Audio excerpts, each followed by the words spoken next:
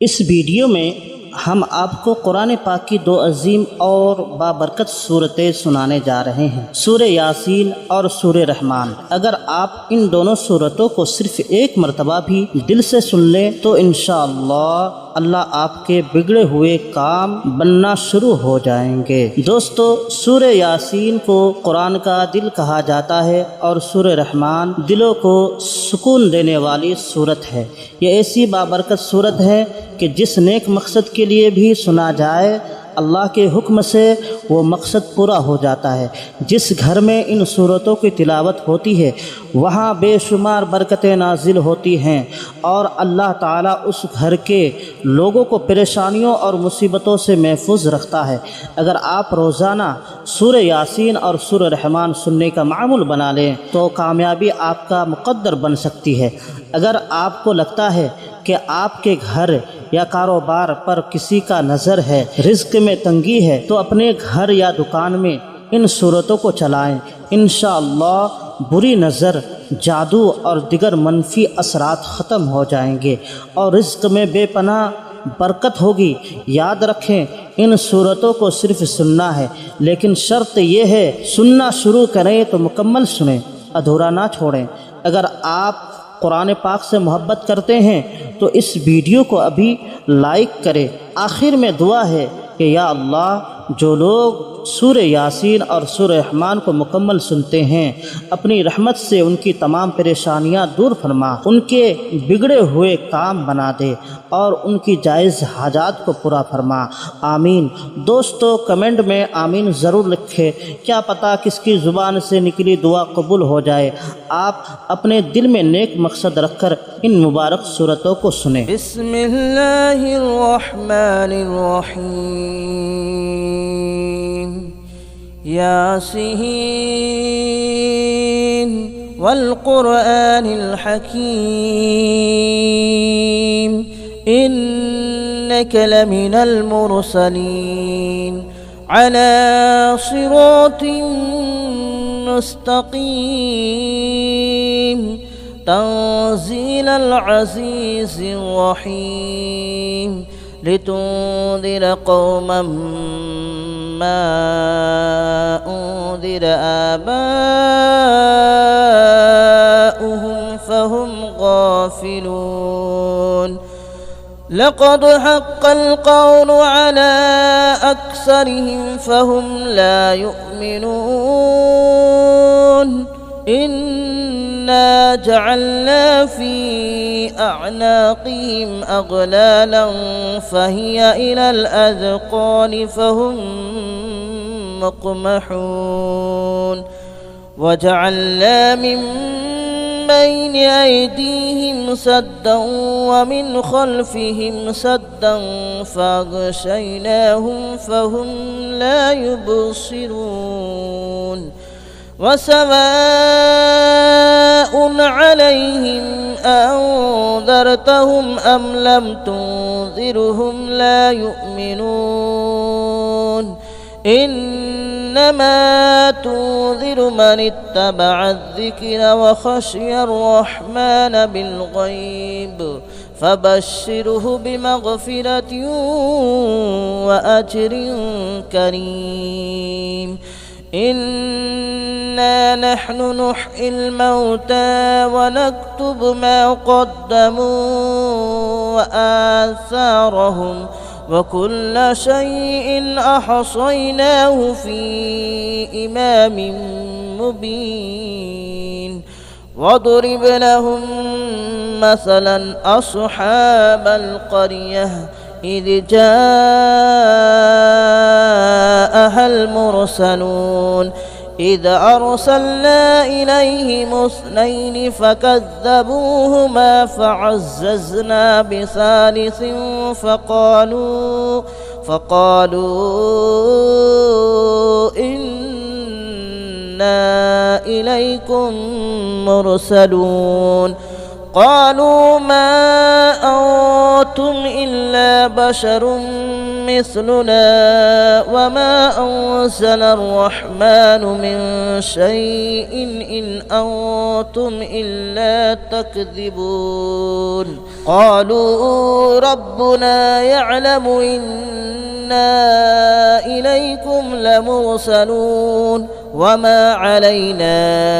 إلا البلاغ المبين قالوا إنا تطيرنا بكم لئن لم تنتهوا لنرجمنكم وليمسنكم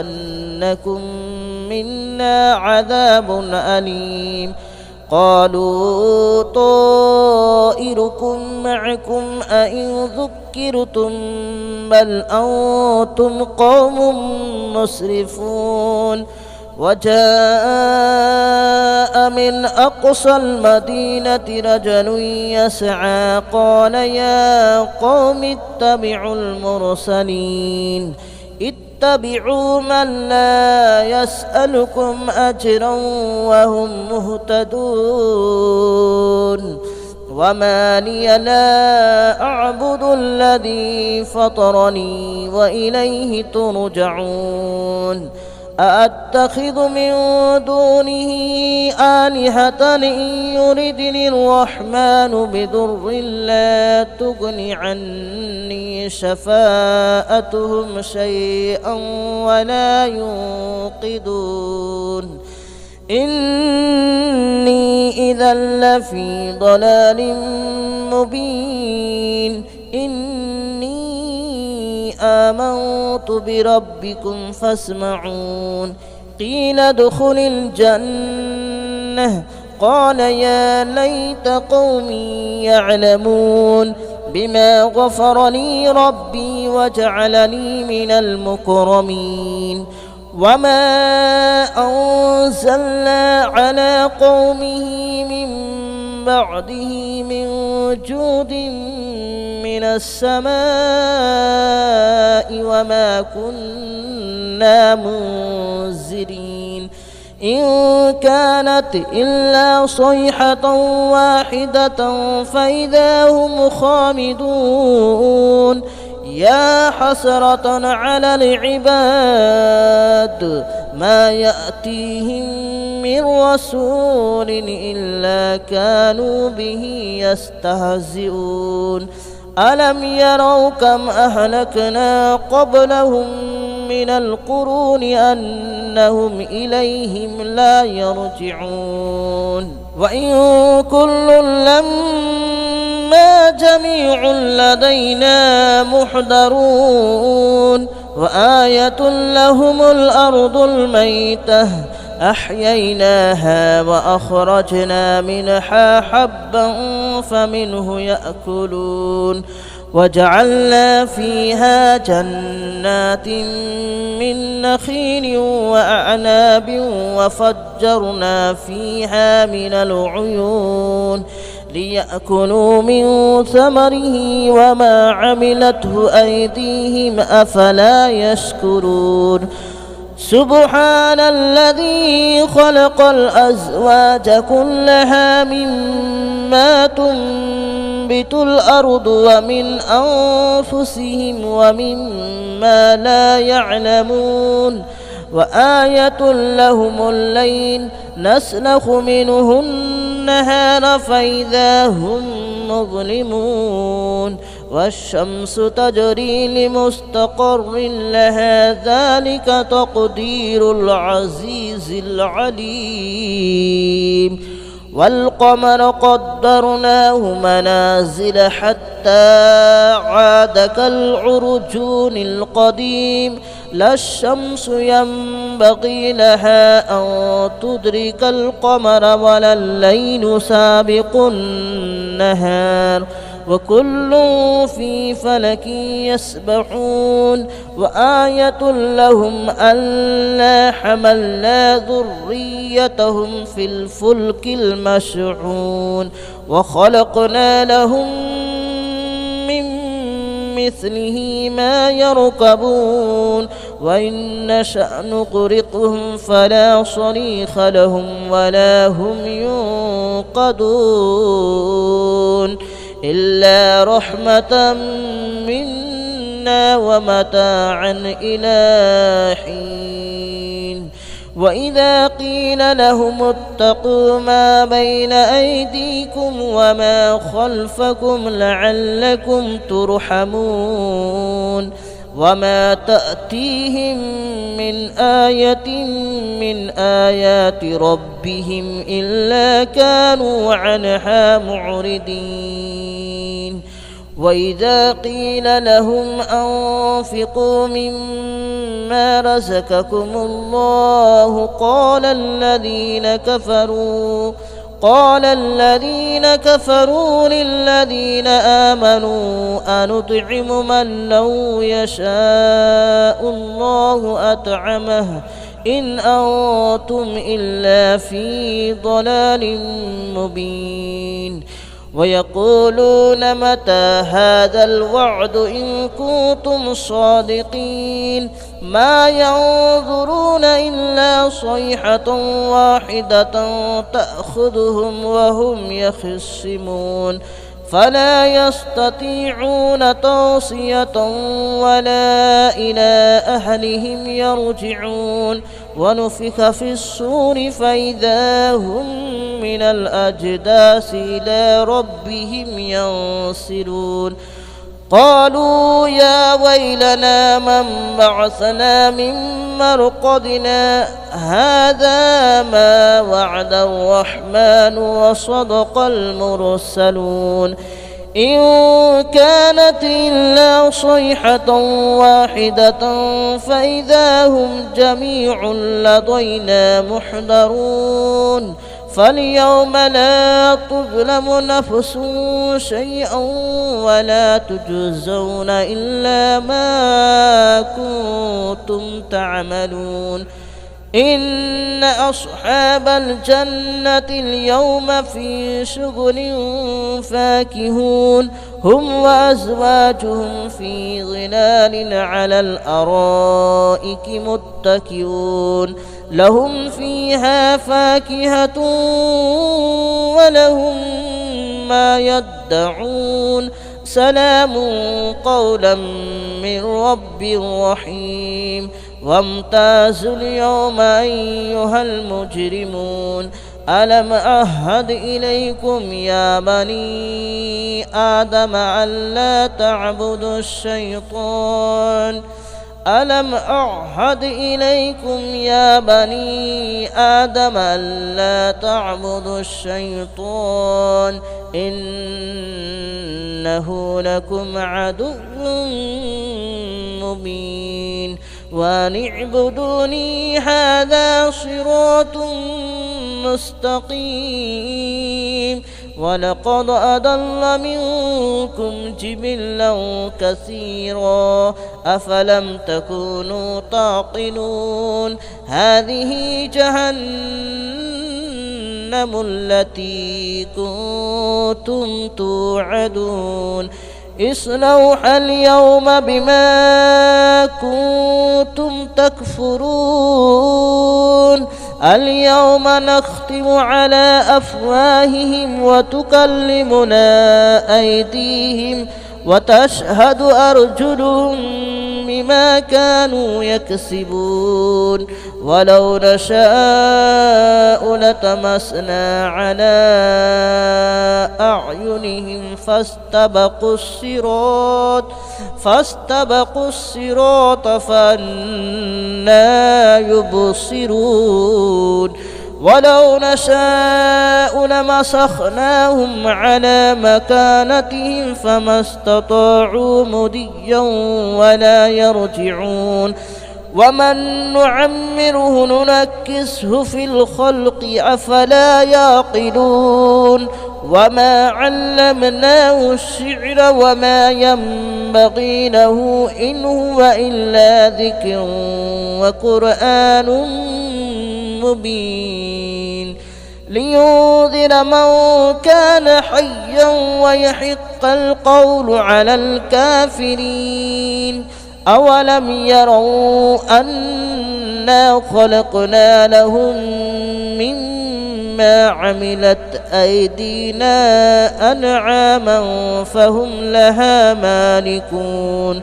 وذللناها لهم فمنها ركوبهم ومنها يأكلون ولهم فيها منافع ومشارب أفلا يشكرون واتخذوا من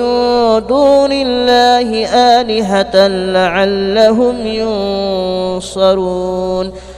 لا يستطيعون نصرهم وهم لهم جند محضرون فلا يحزنك قولهم إنا نعلم ما يسرون وما يعلنون أولم ير الإنسان أنا خلقناه من نطفة فإذا هو خصيم مبين وضرب لنا مثلا ونسي خلقه قال من يحيي العظام وهي رميم قل يحييها الذي أنشأها أول مرة وهو بكل خلق عليم الذي جعل لكم من الشجر الأخضر نارا فإذا أنتم منه توقدون أوليس الذي خلق السماوات والأرض بقادر على أن يخلق مثلهم بلى وهو الخلاق العليم إنما أمره إذا أراد شيئا أن يقول له كن فيكون فسبحان الذي بيده ملكوت كل شيء وإليه ترجعون بسم الله الرحمن الرحيم الرحمن علم القرآن خلق الإنسان علمه البيان الشمس والقمر بحسبان والنجم والشجر يسجدان والسماء رفعها ووضع الميزان ألا تطغوا في الميزان وأقيموا الوزن بالقسط ولا تخسروا الميزان والأرض وضعها للأنام فيها فاكهة والنخل ذات الأكمام والحب ذو العصف والريحان فبأي آلاء ربكما تكذبان خلق الإنسان من صلصال كالفخار وخلق الجان من مارج من نار فبأي آلاء ربكما تكذبان رب المشرقين ورب المغربين فبأي آلاء ربكما تكذبان مرج البحرين يلتقيان بينهما برزخ لا يبغيان فبأي آلاء ربكما تكذبان يخرج منهما اللؤلؤ والمرجان فبأي آلاء ربكما تكذبان وله الجوار المنشآت في البحر كالأعلام فبأي آلاء ربكما تكذبان كل من عليها فان ويبقى وجه ربك ذو الجلال والإكرام فبأي آلاء ربكما تكذبان يسأله من في السماوات والأرض كل يوم هو في شأن فبأي آلاء ربكما تكذبان سنفرغ لكم أيها الثقلان فبأي آلاء ربكما تكذبان يا معشر الجن والإنس إن استطعتم أن تنفذوا من أقطار السماوات والأرض فانفذوا لا تنفذون إلا بسلطان فبأي آلاء ربكما تكذبان يرسل عليكما شواظ من نار ونحاس فلا تنتصران فبأي آلاء ربكما تكذبان فإذا انشقت السماء فكانت وردة كالدهان فبأي آلاء ربكما تكذبان فيومئذ لا يسأل عن ذنبه إنس ولا جان فبأي آلاء ربكما تكذبان يعرف المجرمون بسيماهم فيؤخذ بالنواصي والأقدام فبأي آلاء ربكما تكذبان هذه جهنم التي يكذب بها المجرمون يطوفون بينها وبين حميم آن فبأي آلاء ربكما تكذبان ولمن خاف مقام ربه جنتان فبأي آلاء ربكما تكذبان ذواتا أفنان فبأي آلاء ربكما تكذبان فيهما عينان تجريان فبأي آلاء ربكما تكذبان فيهما من كل فاكهة زوجان فبأي آلاء ربكما تكذبان متكئين على فرش بطائنها من استبرق وجنى الجنتين دان فبأي آلاء ربكما تكذبان فيهن قاصرات الطرف لم يطمثهن إنس قبلهم ولا جان فبأي آلاء ربكما تكذبان كأنهن الياقوت والمرجان فبأي آلاء ربكما تكذبان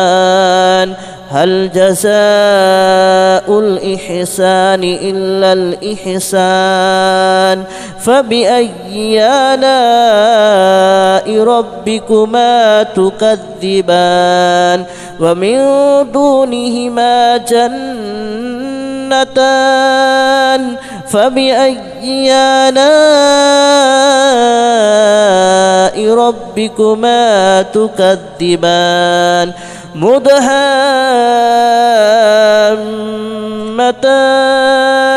فبأي آلاء ربكما تكذبان فيهما عينان نضاختان فبأي آلاء ربكما تكذبان فيهما فاكهة ونخل ورمان فبأي آلاء ربكما تكذبان فيهن خيرات حسان فبأي آلاء ربكما تكذبان حور مقصورات في الخيام فبأي آلاء ربكما تكذبان لم يطمثهن إنس قبلهم ولا جان فبأي آلاء ربكما تكذبان متكئين على رفرف خضر وأبقري حسان فبأي آلاء ربكما تكذبان تبارك اسم ربك ذي الجلال والإكرام بسم الله الرحمن الرحيم إذا وقعت الواقعة ليس لوقعتها كاذبة خافضة رافعة إذا رجت الأرض رجا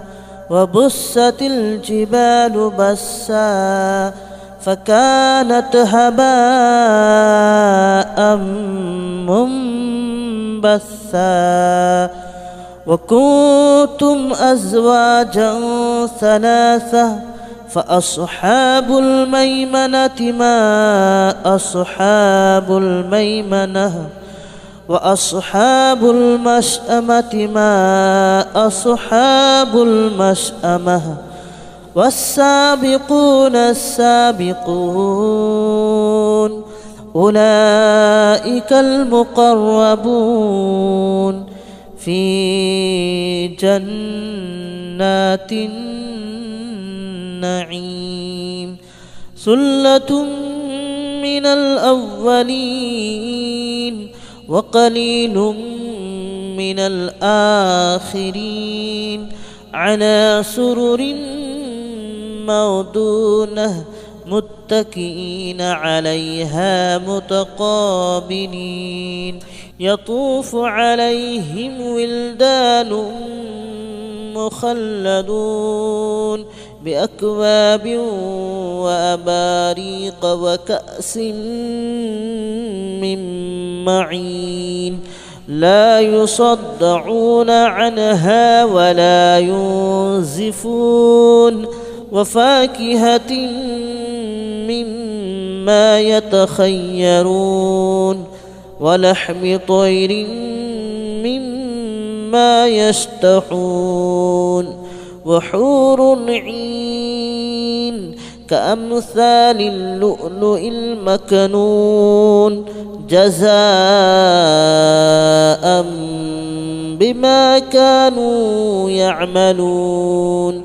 لا يسمعون فيها لغوا ولا تأثيما إلا قليلا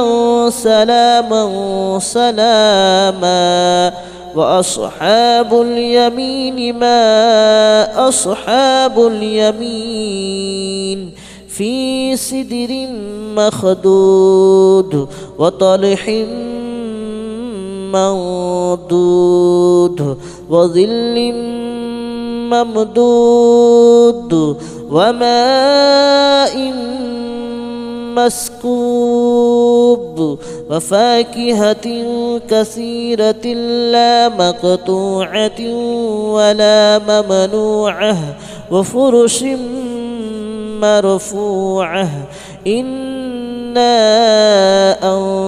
أنشأناهن إن شاء فجعلناهن أبكارا عربا أترابا لأصحاب اليمين ثلة من الأولين وثلة من الآخرين وأصحاب الشمال ما أصحاب الشمال في سموم وحميم وظل من يحموم لا بارد ولا كريم إنهم كانوا قبل ذلك مترفين وكانوا يصرون على الحنث العظيم وكانوا يقولون أئذا متنا وكنا ترابا وعظاما أئنا لمبعوثون أو آباؤنا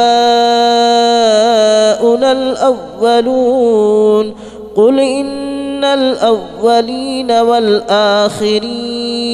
لمجموعون إلى ميقات يوم معلوم ثم إنكم أيها الضالون المكذبون لآكلون من شجر من زقوم فمالئون منها البطون فشاربون عليه من الحميم فشاربون شرب الحميم هذا نزلهم يوم الدين نحن خلقناكم فلولا تصدقون أفرأيتم ما تمنون أأنتم تخلقونه أم نحن الخالقون نحن قدرنا بينكم الموت وما نحن بمسبوقين على أن نبدل أمثالكم وننشئكم فيما لا تعلمون ولقد علمتم النشأة الأولى فلولا تذكرون أفرأيتم ما تحرثون أأنتم تزرعونه أم نحن الزارعون لو نشاء لجعلناه هطاما فظلتم تفكهون إنا لمغرمون بل نحن محرومون أفرأيتم الماء الذي تشربون أأنتم أنزلتموه من المزن أم نحن المنزلون لو نشاء جعلناه أجاجا فلولا تشكرون أفرأيتم النار التي تورون أأنتم أنشأتم شجرتها أم نحن المنشئون نحن جعلناها تذكرة ومتاعا للمتقين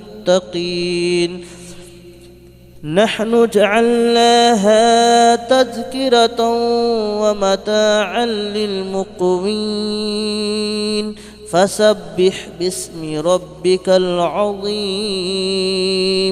فلا أقسم بمواقع النجوم وإنه لقسم لو تعلمون عظيم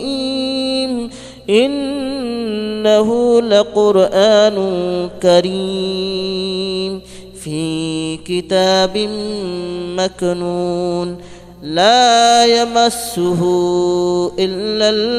المطهرون تنزيل من رب العالمين أفبهذا الحديث أنتم مدهنون وتجعلون رزقكم أنكم تكذبون فلولا إذا بلغت الحلقوم وأنتم حينئذ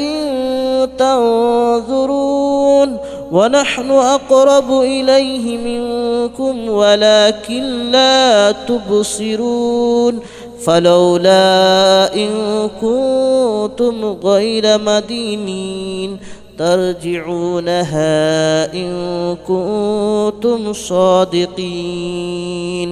فأما إن كان من المقربين فروح وريحان وجنة نعيم وأما إن كان من أصحاب اليمين فسلام لك من أصحاب اليمين وأما إن كان من المكذبين الضالين فنزل من حميم وتصلية جحيم إن هذا لهو حق اليقين فسبح باسم ربك العظيم بسم الله الرحمن الرحيم ياسين والقرآن الحكيم إنك لمن المرسلين على صراط مستقيم تنزيل العزيز الرحيم لتنذر قوما ما أنذر آباؤهم فهم غافلون لقد حق القول على أكثرهم فهم لا يؤمنون إنا جعلنا في أعناقهم أغلالا فهي إلى الأذقان فهم مقمحون وجعلنا من بين أيديهم سدا ومن خلفهم سدا فأغشيناهم فهم لا يبصرون وسواء عليهم أنذرتهم أم لم تنذرهم لا يؤمنون إنما تنذر من اتبع الذكر وخشي الرحمن بالغيب فبشره بمغفرة وأجر كريم. إنا نحن نحيي الموتى ونكتب ما قدموا وآثارهم وكل شيء أحصيناه في إمام مبين. واضرب لهم مثلا أصحاب القرية إذ جاءها المرسلون إذ أرسلنا إليهم اثنين فكذبوهما فعززنا بثالث فقالوا إنا إليكم مرسلون. قالوا ما أنتم إلا بشر مثلنا وما أنزل الرحمن من شيء إن أنتم إلا تكذبون. قالوا ربنا يعلم إنا إليكم لمرسلون وما علينا إلا البلاغ المبين. قالوا إنا تطيرنا بكم لئن لم تنتهوا لنرجمنكم وليمسنكم منا عذاب أليم. قالوا طائركم معكم أئن ذكرتم بل أنتم قوم مسرفون. وجاء من أقصى المدينة رجل يسعى قال يا قوم اتبعوا المرسلين اتبعوا من لا يسألكم أجرا وهم مهتدون. وما لي لا أعبد الذي فطرني وإليه ترجعون. أأتخذ من دونه آلهة إن يردني الرحمن بضر لا تغن عني شفاءتهم شيئا ولا ينقذون. إني إذا لفي ضلال مبين. إني آمنت بربكم فاسمعون. قيل ادخل الجنة قال يا ليت قومي يعلمون بما غفر لي ربي وجعلني من المكرمين. وما أنزلنا على قومه من بعده من جود من السماء وما كنا منزلين. إن كانت إلا صيحة واحدة فإذا هم خامدون. يا حسرة على العباد ما يأتيهم من رسول إلا كانوا به يستهزئون. ألم يروا كم أهلكنا قبلهم من القرون أنهم إليهم لا يرجعون. وإن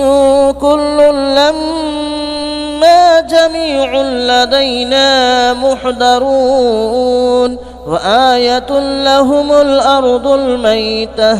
أحييناها وأخرجنا منها حبا فمنه يأكلون. وجعلنا فيها جنات من نخيل وأعناب وفجرنا فيها من العيون ليأكلوا من ثمره وما عملته أيديهم أفلا يشكرون. سبحان الذي خلق الأزواج كلها مما تنبت الأرض ومن أنفسهم ومما لا يعلمون. وآية لهم الليل نسلخ منه النهار فإذا هم مظلمون والشمس تجري لمستقر لها ذلك تقدير العزيز العليم والقمر قدرناه منازل حتى عاد كالعرجون القديم لا الشمس ينبغي لها أن تدرك القمر ولا الليل سابق النهار وكل في فلك يسبحون وآية لهم ألا حملنا ذريتهم في الفلك المشحون وخلقنا لهم من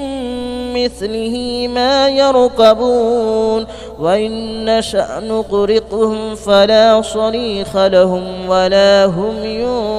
ينقذون إلا رحمة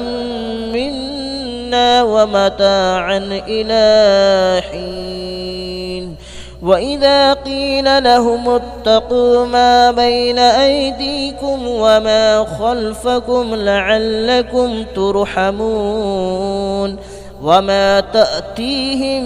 من آية من آيات ربهم إلا كانوا عنها معرضين وإذا قيل لهم أنفقوا مما رزقكم الله قال الذين كفروا للذين آمنوا أنطعم من لو يشاء الله أطعمه إن أنتم إلا في ضلال مبين ويقولون متى هذا الوعد إن كنتم صادقين ما ينظرون إلا صيحة واحدة تأخذهم وهم يخصمون فلا يستطيعون توصية ولا إلى أهلهم يرجعون ونفخ في الصور فإذا هم من الأجداث إلى ربهم ينسلون قالوا يا ويلنا من بعثنا من مرقدنا هذا ما وعد الرحمن وصدق المرسلون إن كانت إلا صيحة واحدة فإذا هم جميع لدينا محضرون فاليوم لا تظلم نفس شيئا ولا تجزون إلا ما كنتم تعملون إن أصحاب الجنة اليوم في شغل فاكهون هم وأزواجهم في ظلال على الأرائك متكئون لهم فيها فاكهة ولهم ما يدعون سلام قولا من رب رحيم وامتازوا اليوم أيها المجرمون ألم أعهد إليكم يا بني آدم ألا تعبدوا الشيطان ألم أعهد إليكم يا بني آدم ألا تعبدوا الشيطان إنه لكم عدو مبين وأن اعبدوني هذا صراط مستقيم ولقد أضل منكم جبلا كثيرا أفلم تكونوا تعقلون هذه جهنم التي كنتم توعدون اصلوها اليوم بما كنتم تكفرون اليوم نختم على أفواههم وتكلمنا أيديهم وتشهد أرجلهم بما كانوا يكسبون ولو نشاء لطمسنا على أعينهم فاستبقوا الصراط فأنى يبصرون ولو نشاء لمسخناهم على مكانتهم فما استطاعوا مضيا ولا يرجعون ومن نعمره ننكسه في الخلق أفلا يعقلون وما علمناه الشعر وما ينبغي له إن هو إلا ذكر وقرآن مبين لينذر من كان حيا ويحق القول على الكافرين أولم يروا أنا خلقنا لهم مما عملت أيدينا أنعاما فهم لها مالكون وذللناها لهم فمنها ركوبهم ومنها يأكلون ولهم فيها منافع ومشارب أفلا يشكرون واتخذوا من دون الله آلهة لعلهم ينصرون لا يستطيعون نصرهم وهم لهم جند محضرون فلا يحزنك قولهم إنا نعلم ما يسرون وما يعلنون أولم ير الإنسان أنا خلقناه من نطفة فإذا هو خصيم مبين وضرب لنا مثلا ونسي خلقه قال من يحيي العظام وهي رميم قل يحييها الذي أنشأها أول مرة وهو بكل خلق عليم الذي جعل لكم من الشجر الأخضر نارا فإذا أنتم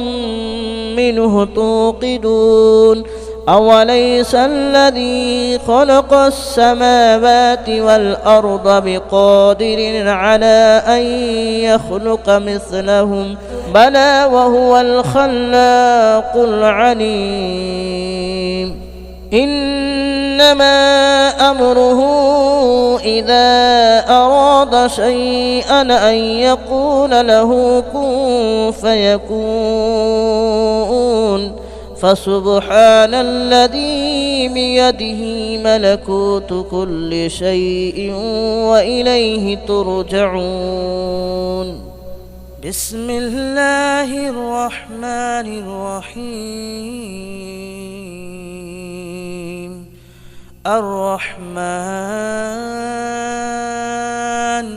علم القرآن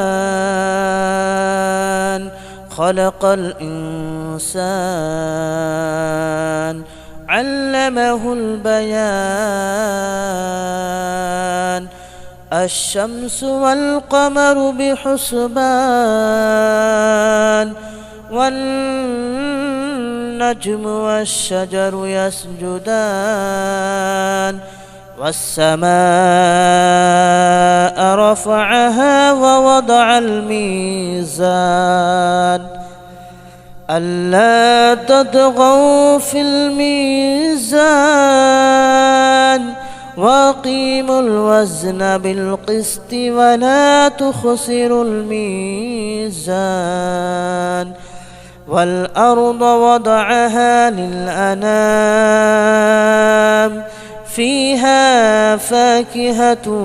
والنخل ذات الأكمام والحب ذو العصف والريحان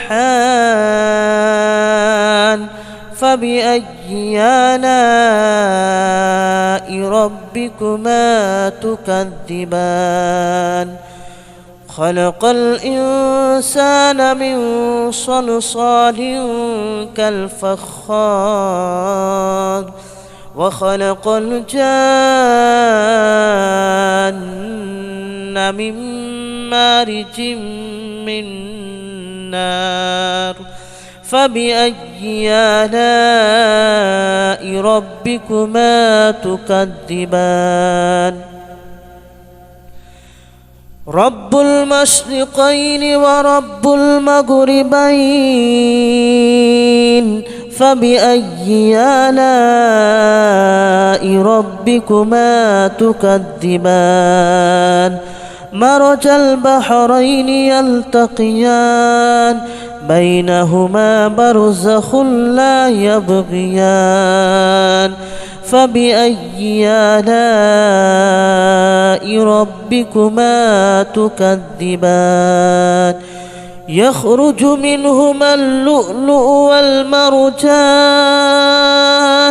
فبأي آلاء ربكما تكذبان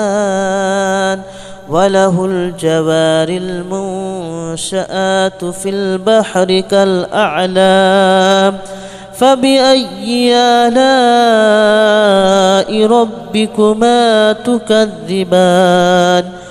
كل من عليها فان ويبقى وجه ربك ذو الجلال والإكرام فبأي آلاء ربكما تكذبان يسأله من في السماوات والأرض كل يوم هو في شأن فبأي آلاء ربكما تكذبان سنفرغ لكم أيها الثقلان فبأي آلاء ربكما تكذبان يا معشر الجن والإنس إن استطعتم أن تنفذوا من أقطار السماوات والأرض فانفذوا لا تنفذون إلا بسلطان فبأي آلاء ربكما تكذبان يرسل عليكما شواظ من نار ونحاس فلا تنتصران فبأي آلاء ربكما تكذبان فإذا انشقت السماء فكانت وردة كالدهان فبأي آلاء ربكما تكذبان فيومئذ لا يسأل عن ذنبه إنس ولا جان فبأي آلاء ربكما تكذبان يعرف المجرمون بسيماهم فيؤخذ بالنواصي والأقدام فبأي آلاء ربكما تكذبان هذه جهنم التي يكذب بها المجرمون يطوفون بينها وبين حميم آن فبأي آلاء ربكما تكذبان ولمن خاف مقام ربه جنتان فبأي آلاء ربكما تكذبان ذواتا أفنان فبأي آلاء ربكما تكذبان فيهما عينان تجريان فبأي آلاء ربكما تكذبان فيهما من كل فاكهة زوجان فبأي آلاء ربكما تكذبان متكئين على فرش بطائنها من استبرق وجنى الجنتين دان فبأي آلاء ربكما تكذبان فيهن قاصرات الطرف لم يطمثهن إنس قبلهم ولا جان فبأي آلاء ربكما تكذبان كأنهن الياقوت والمرجان فبأي آلاء ربكما تكذبان هل جزاء الإحسان إلا الإحسان فبأي آلاء ربكما تكذبان ومن دونهما جنتان فبأي آلاء ربكما تكذبان مدهامتان فبأي آلاء ربكما تكذبان فيهما عينان نضاختان فبأي آلاء ربكما تكذبان فيهما فاكهة ونخل ورمان فبأي آلاء ربكما تكذبان فيهن خيرات حسان فبأي آلاء ربكما تكذبان حور مقصورات في الخيام فبأي آلاء ربكما تكذبان لم يطمثهن إنس قبلهم ولا جان فبأي آلاء ربكما تكذبان متكئين على رفرف خضر وأبقري حسان فبأي آلاء ربكما تكذبان تبارك اسم ربك ذي الجلال والإكرام بسم الله الرحمن الرحيم إذا وقعت الواقعة ليس لوقعتها كاذبة خافضة رافعة إذا رجت الأرض رجا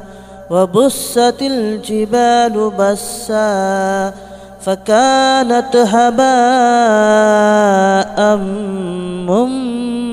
منبثا وكنتم أزواجا ثلاثة فأصحاب الميمنة ما أصحاب الميمنة وأصحاب المشأمة ما أصحاب المشأمة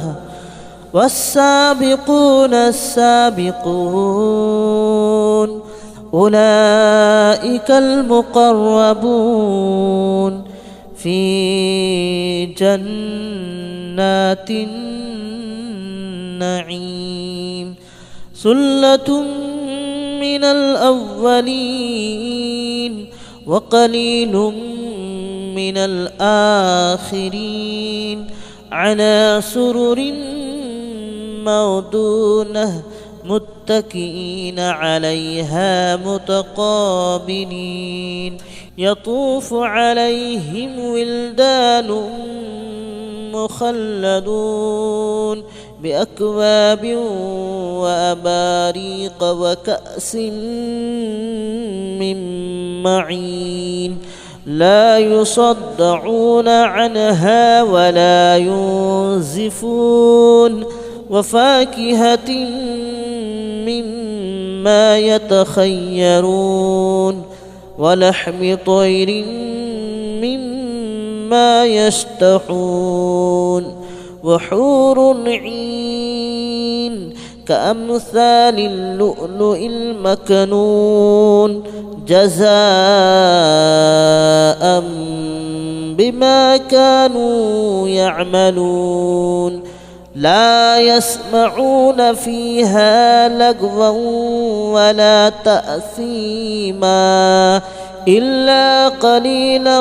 سلاما سلاما وأصحاب اليمين ما أصحاب اليمين في سدر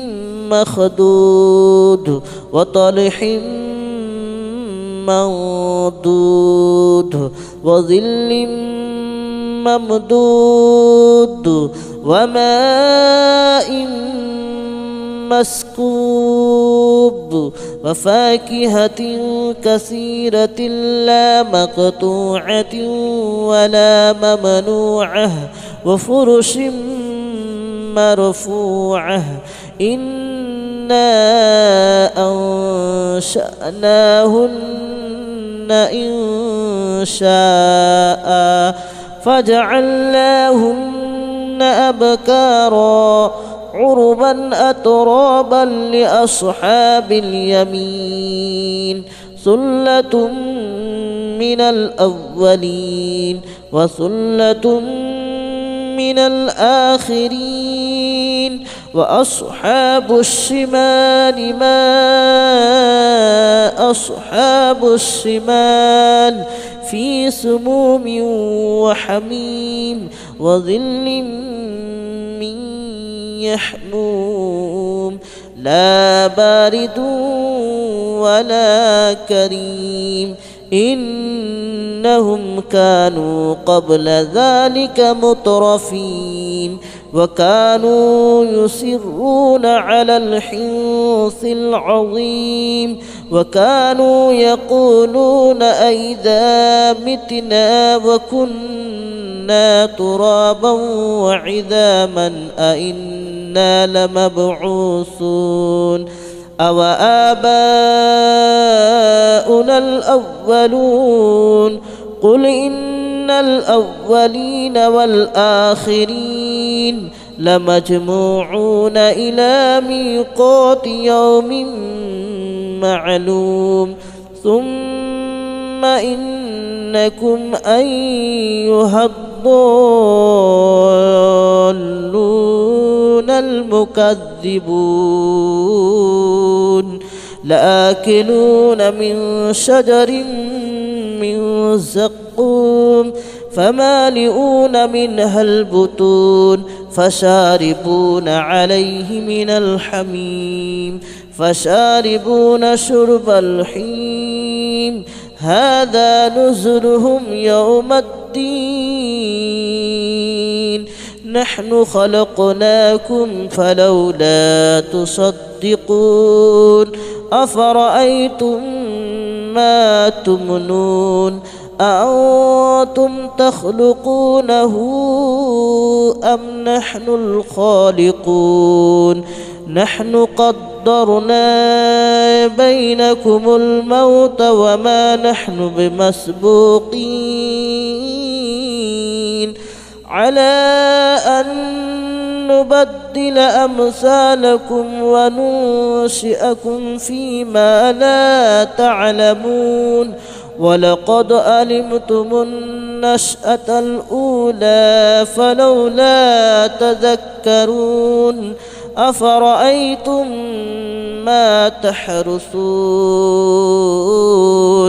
أأنتم تزرعونه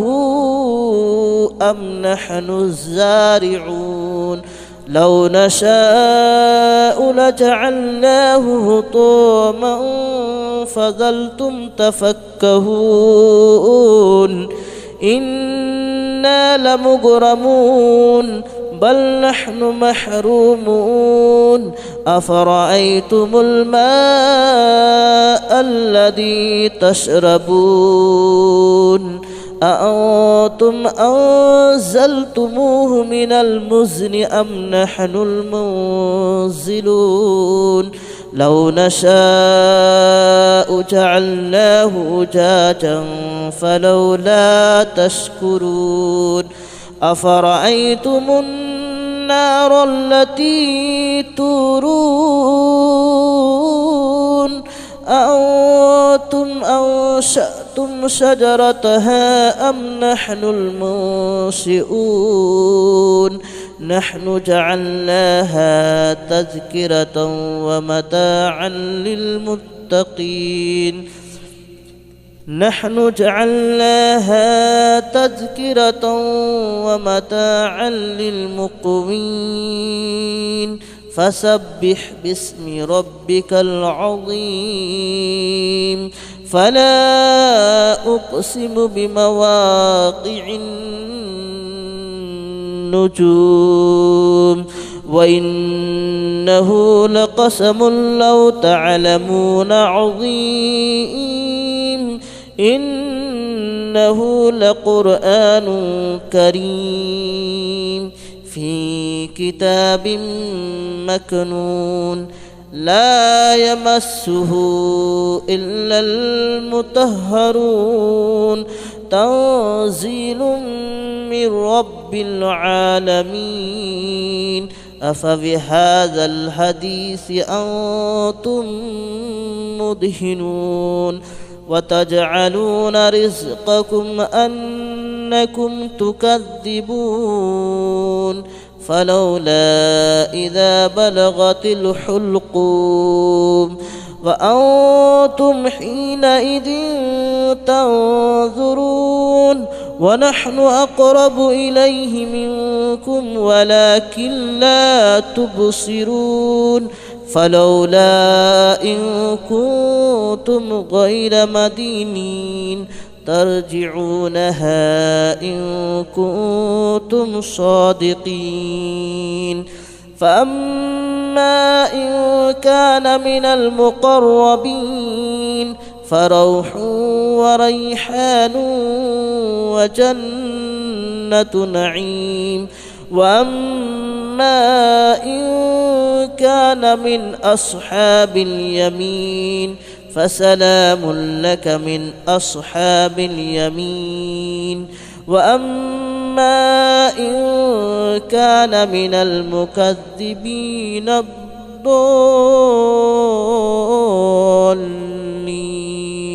فنزل من حميم وتصلية جحيم إن هذا لهو حق اليقين فسبح باسم ربك العظيم بسم الله الرحمن الرحيم ياسين والقرآن الحكيم إنك لمن المرسلين على صراط مستقيم تنزيل العزيز الرحيم لتنذر قوما ما أنذر آباؤهم فهم غافلون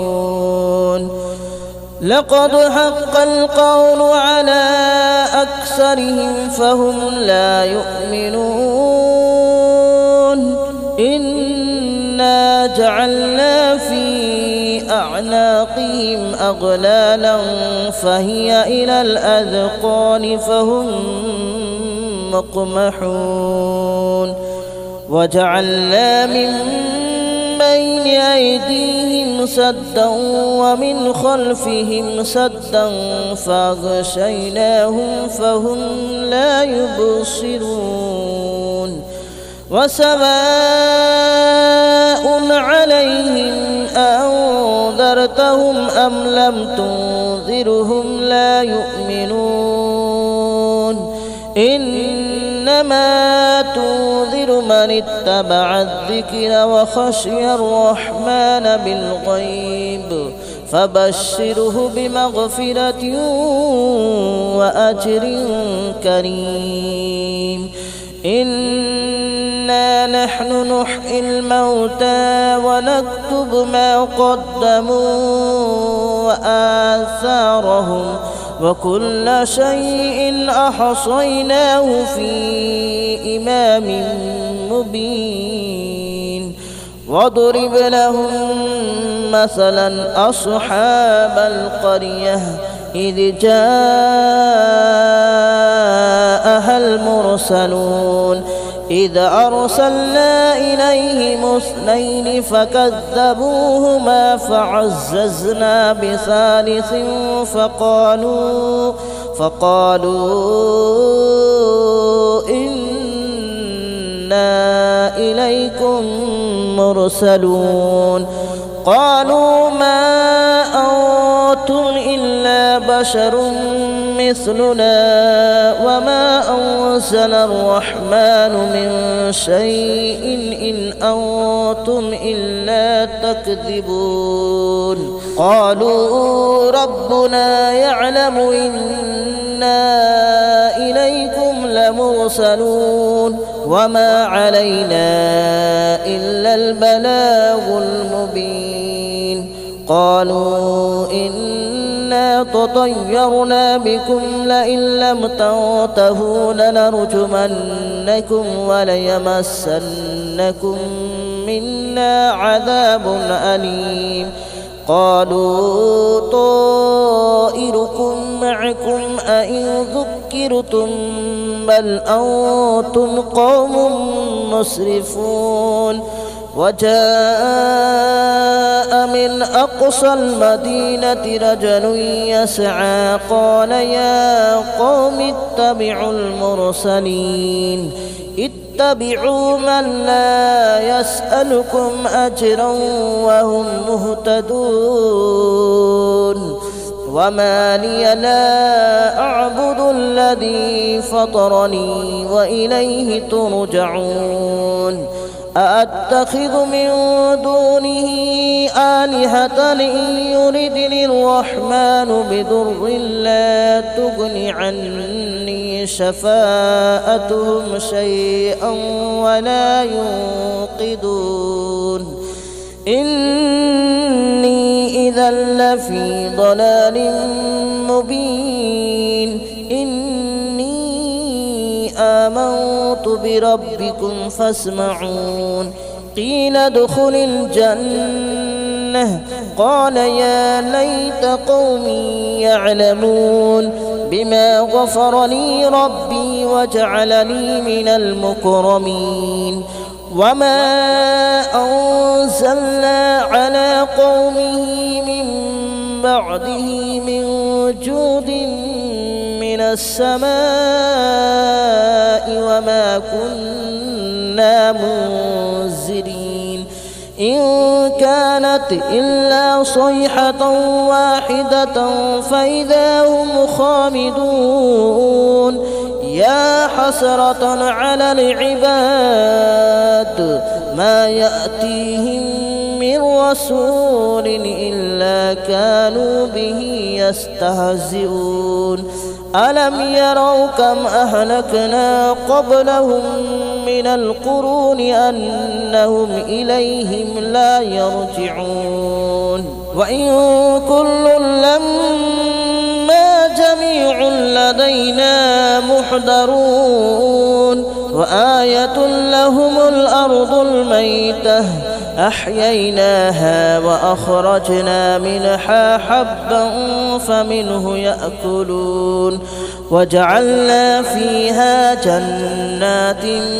من نخيل وأعناب وفجرنا فيها من العيون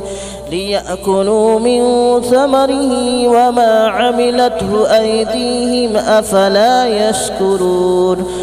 سبحان الذي خلق الأزواج كلها مما تنبت الأرض ومن أنفسهم ومما لا يعلمون وآية لهم الليل نسلخ منه النهار فإذا هم مظلمون والشمس تجري لمستقر لها ذلك تقدير العزيز العليم والقمر قدرناه منازل حتى عاد كالعرجون القديم لا الشمس ينبغي لها أن تدرك القمر ولا الليل سابق النهار وكل في فلك يسبحون وآية لهم ألا حملنا ذريتهم في الفلك المشحون وخلقنا لهم من مثله ما يركبون وإن نشأ نغرقهم فلا صريخ لهم ولا هم ينقذون إلا رحمة منا ومتاعا إلى حين وإذا قيل لهم اتقوا ما بين أيديكم وما خلفكم لعلكم ترحمون وما تأتيهم من آية من آيات ربهم إلا كانوا عنها معرضين وإذا قيل لهم أنفقوا مما رزقكم الله قال الذين كفروا للذين آمنوا أنطعم من لو يشاء الله أطعمه إن أنتم إلا في ضلال مبين ويقولون متى هذا الوعد إن كنتم صادقين ما ينظرون إلا صيحة واحدة تأخذهم وهم يخصمون فلا يستطيعون توصية ولا إلى أهلهم يرجعون ونفخ في الصور فإذا هم من الأجداث إلى ربهم ينسلون قالوا يا ويلنا من بعثنا من مرقدنا هذا ما وعد الرحمن وصدق المرسلون إن كانت إلا صيحة واحدة فإذا هم جميع لدينا محضرون فاليوم لا تظلم نفس شيئا ولا تجزون إلا ما كنتم تعملون إن أصحاب الجنة اليوم في شغل فاكهون هم وأزواجهم في ظلال على الأرائك متكئون لهم فيها فاكهة ولهم ما يدعون سلام قولا من رب رحيم وامتازوا اليوم أيها المجرمون ألم أعهد إليكم يا بني آدم ألا تعبدوا الشيطان ألم أعهد إليكم يا بني آدم ألا تعبدوا الشيطان إنه إنه لكم عدو مبين وأن اعبدوني هذا صراط مستقيم ولقد أضل منكم جبلا كثيرا أفلم تكونوا تعقلون هذه جهنم التي كنتم توعدون اصلوها اليوم بما كنتم تكفرون اليوم نختم على أفواههم وتكلمنا أيديهم وتشهد أرجلهم بما كانوا يكسبون ولو نشاء لطمسنا على أعينهم فاستبقوا الصراط فأنى يبصرون ولو نشاء لمسخناهم على مكانتهم فما استطاعوا مضيا ولا يرجعون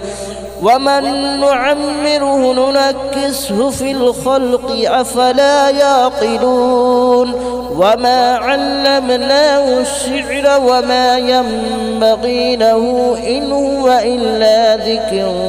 وقرآن مبين لينذر من كان حيا ويحق القول على الكافرين أولم يروا أنا خلقنا لهم مما عملت أيدينا أنعاما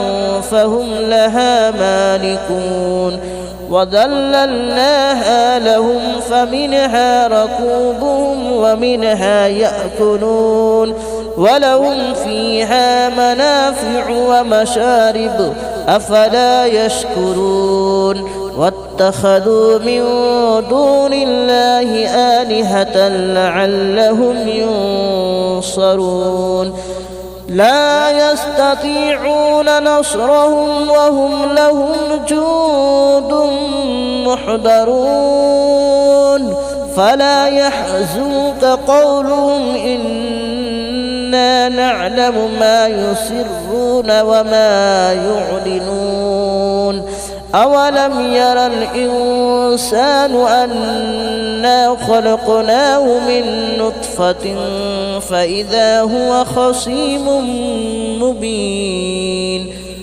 وضرب لنا مثلا ونسي خلقه قال من يحيي العظام وهي رميم قل يحييها الذي أنشأها أول مرة وهو بكل خلق عليم الذي جعل لكم من الشجر الأخضر نارا فإذا أنتم